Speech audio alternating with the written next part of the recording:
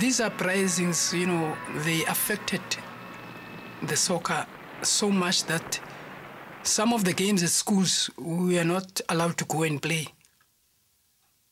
because of this struggle. So the struggle and soccer, they were, you know, hand in hand. Clubs used to go to, for instance, to football grounds where students played to go and scout for them. Now we no longer had that opportunity because the kids were afraid to go to sports centers because the police at the time might use that as an excuse to shoot them. So that part of our development came to a halt. We were sometimes used, you know, by these organizations in order to make gatherings. You know, they used to call us on Sundays and tell us that, hey, look here, guys, we're going to have a meeting at such and such a place, which is a ground. We would appreciate it if you could come, you know, play there. So, you know, we used to go there knowing that we are not going to play soccer. There was going to be a meeting. But soccer was a camouflage, you know, so that when police arrive, they'll just see people playing soccer, whereas there was a very, very serious meeting taking place. Football and politics, I think, I would say they were intertwined by then, you know, they were very closely linked. Politicians used football gatherings as a platform for them to actually sell their concept to the people.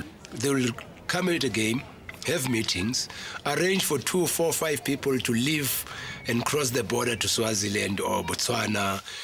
That's where things used to happen, because it's not easy for a policeman to actually identify a politician from an ordinary football fan, you know. If you take Jacob Zuma came out of Robben Island and was banned and restricted. And in the course of reviving the structures of the ANC, the underground structures, he used football.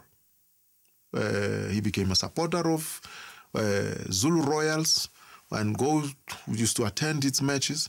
And in order to come up and have contact with other comrades, underground comrades here in the Transvaal, he would, whenever Zulu Royals came to play at Orlando Stadium, he would come up. And the meetings were held there in the grandstands.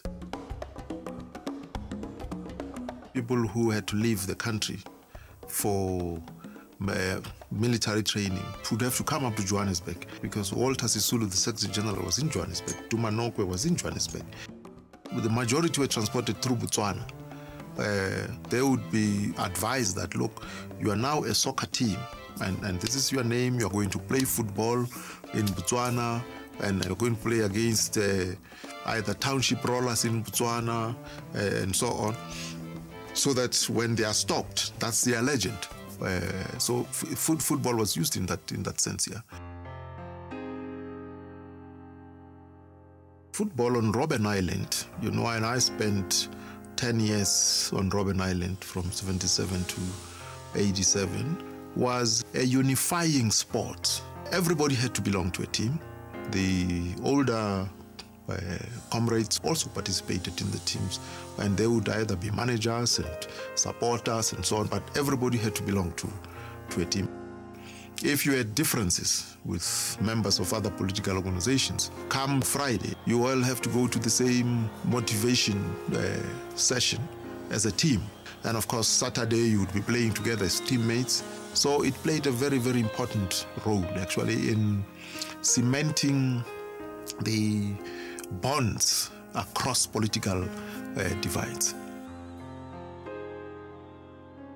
I remember we went to Zimbabwe. The crowd there was about 100 and something thousand people. But we came back empty-handed. We were told that we are assisting political parties, you know, ANC and SACP. What else can you say? Those people needed money. We had to sacrifice our pays.